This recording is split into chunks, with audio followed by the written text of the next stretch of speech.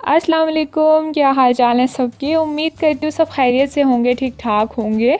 आज जो रेसिपी मैं आप लोग के साथ शेयर करने वाली हूँ बहुत ही मज़ेदार स्प्रिंग रोल्स की रेसिपी है।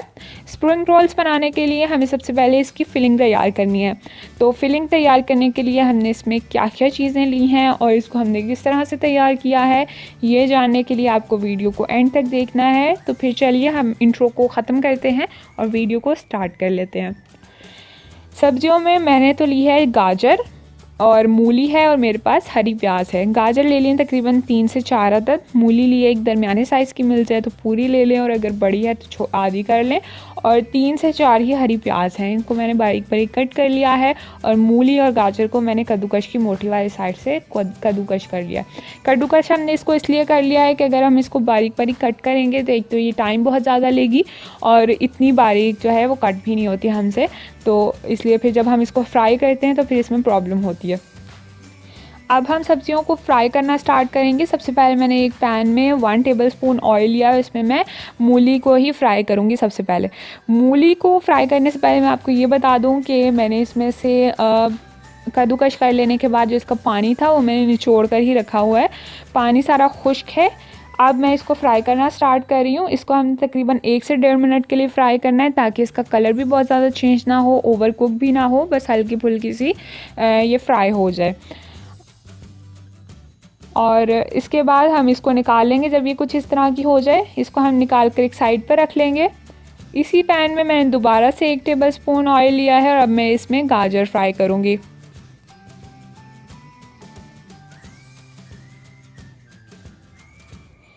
गाजरों में मैंने हाफ़ टी स्पून के करीब नमक लिया है। मूली में हमने नमक नहीं डाला था क्योंकि अगर हम मूली में नमक डाल देते तो उसका पानी छोड़ देती है, इसलिए हमने मूलियों में नहीं डाला, हमने सिर्फ गाजरों में नमक डाला है। और इसको हम डाल के 1 से 1.5 मिनट के लिए इसे भी फ्राई करेंगे। उसके बाद हम इसे निकाल लेंगे।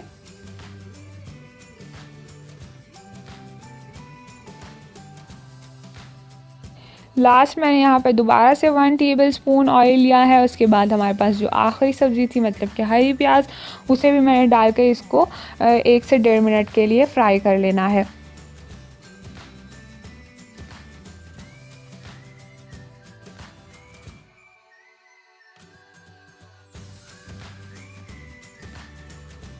हरी प्याज को निकाल लेने के बाद पैन में मैंने तकरीबन 3 टेबलस्पून ऑयल लिया है और उसमें मैं चिकन फ्राई करूँगी। चिकन मैंने बोनलेस चिकन लिया है, इसको मैंने बहुत छोटे छोटे क्यूब्स में कट कर लिया हुआ है।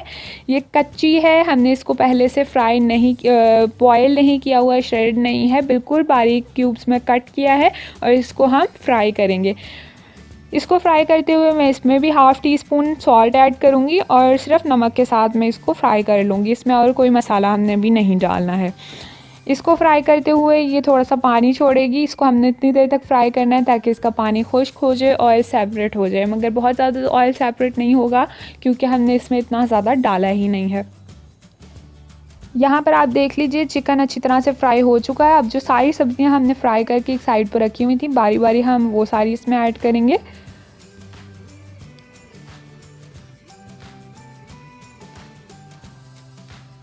और सारी चीज़ें इसमें डाल लेने के बाद इसको अच्छी तरह से हम मिक्स करेंगे। और इसके बाद अब मैं यहाँ पर इसमें खुश्क मसाले डालूँगी, जिनमें सबसे पहले तो मैंने हाफ़ टी स्पून सॉल्ट लिया है। सॉल्ट मैंने हाफ़ टी स्पून ही लिया है, आप भी ये देखकर डालिएगा क्योंकि हमने चिकन में भी डाल लिया था और गाजरों में भी हमने डाला था। इसके बाद नेक्स्ट मैं यहाँ पर सोया सॉस ले रही हूँ 1.5 टेबल स्पून, और सोया सॉस में भी नमक होता है। इसके बाद मैंने यहाँ पर 1 टीस्पून रेड चिली फ्लेक्स लिए हैं और 1 टीस्पून ही कुटी हुई काली मिर्च ली है। इन सारी चीज़ों को डालकर हम अच्छी तरह से इसमें मिक्स कर लेंगे।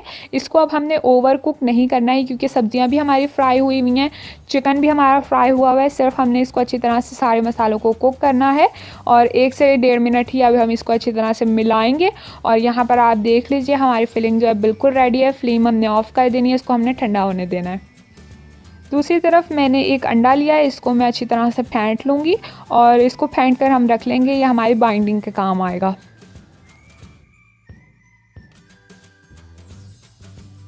यहाँ पर आप देख लीजिए मैंने रोल पट्टी ली है, या इसको समोसा पट्टी भी कह देते हैं। आराम से ये आपको हर जगह पे मिल जाएगी। अगर आप यूरोप में हैं, यहाँ पर जर्मनी में हैं, आपको यहाँ पे भी इजीली तुर्कियों से अवेलेबल है, और पाकिस्तान में भी ये आराम से मिल जाती है, तो आप इसको ख़रीद सकते हैं। और यहाँ पर मैंने इसको लेकर कुछ इस तरह से रख लिया, और इसके बाद मैं इसमें 1 से 2 टेबल स्पून के करीब इसमें फिलिंग डालूँगी। फिलिंग को हमने ठंडा कर लिया हुआ है, और उसके बाद मैं यहाँ पर इसको फोल्ड करना स्टार्ट करूँगी। सबसे पहले हम इसको ऊपर से करेंगे, 1-2 बार दोबारा से करेंगे, और जो अब इसकी साइडें हैं इसको हम अंदर की तरफ फोल्ड करते हुए एक दफ़ा दोबारा फोल्ड करेंगे। उसके बाद इस पर अंडा लगाकर इसको हम सिक्योर कर देंगे।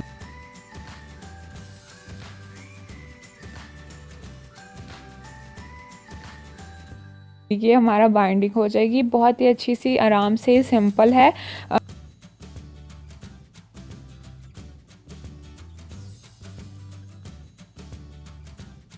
इसी तरह से मैं आपको एक दोबारा बनाकर दिखा देती हूँ। बिल्कुल सेम मेथड से हमने इसको तैयार किया है।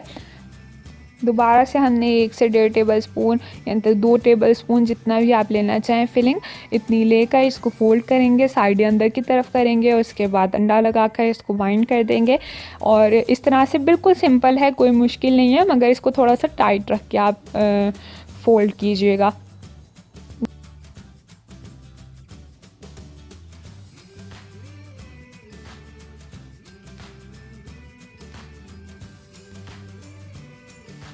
यहाँ पर आप देख लीजिए हमने 2 आपके सामने बना लिए हैं। अब मैं सारे बना लूँगी और फिर मैं आपको दिखाऊँगी। यहाँ पर आप देख लीजिए सारे हमने बनाकर तैयार करके रख लिए हैं।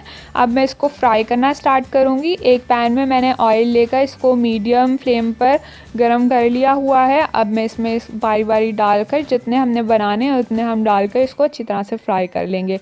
फ्राई हमने करना है तकरीबन 2 से 3 मिनट हर दोनों तरफ से, ताकि इस पर अच्छा सा गोल्डन ब्राउन सा कलर आ जाए, और उसके बाद हम इसको निकाल लेंगे।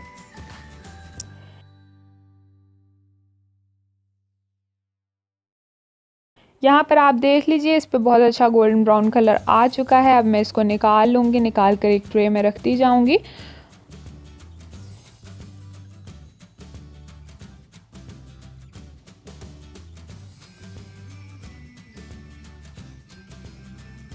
ये आप देख लीजिए सारे निकाल कर मैंने ट्रे में रख लिए हैं। बिल्कुल अच्छा गोल्डन ब्राउन कलर आ गया, हर तरफ से अच्छे से ये फ्राई हो चुके हैं।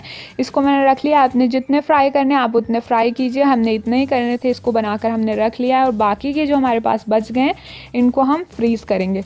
इसको आप फ्रीज़ कर लीजिए आराम से, आप जब दिल चाहता है आप तब निकालें, इसको आराम से रूम टेम्परेचर पर आने दें, और उसके बाद इसको फ्राई करें और खा लें। इसके टेस्ट में कोई फ़र्क नहीं आता। आप इसको तकरीबन 1.5 से 2 महीने के लिए आराम से फ्रीज़ करके रख सकते हैं, ख़राब भी नहीं होंगे। और इस तरह से इसको एक बॉइट चॉपर में डालकर आप इसको फ्रीज़ कर सकते हैं। सीधा सीधा हम डालेंगे, एक के ऊपर एक नहीं रख देंगे, क्योंकि जब वो फ्रीज़ होंगे फिर वो जुड़ जाते हैं, और जब फिर हम इसको तोड़ते हैं तो वो टूट जाता है, फिर वो इतना अच्छा नहीं रहता। तो इसलिए हम इसकी सिंगल लेयर बनाते जाएंगे और इसको हम फ्रीज़ करते जाएंगे। फ्रीज़ करने के लिए रख देंगे, ये सारे हम फ्रीज़ कर लेंगे। ये आप देख लीजिए, एक दफ़ा आपने मेहनत करनी है, उसके बाद आपको फ्रीज़र में पड़ा हुआ है, जब भी आपका दिल करना है आपने निकालना है, इसको रूम टेम्परेचर पर लाना है और खा लेना है फ्राई करके।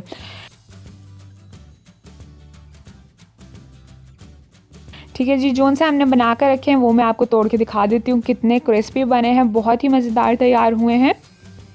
और अंदर से आप फिलिंग भी देख लीजिए। तो बहुत ही अच्छे मज़ेदार से स्प्रिंग रोल्स हमारे बनकर बिल्कुल तैयार हैं। किसी भी केचप सॉस के साथ आप इसको सर्व कीजिए और इन्जॉय कीजिए। हम तो इसे खाने लगे हैं, पर आप भी इस रेसिपी को देखकर ज़रूर इसे बनाइए और फिर हमें कमेंट करके बताइए कि आपकी कैसे बने हैं। वीडियो पसंद आई हो तो लाइक, शेयर एंड चैनल को सब्सक्राइब ज़रूर कर दीजिएगा। मिलते हैं आपसे नेक्स्ट वीडियो के साथ। Thank you for watching. अल्लाह हाफिज़।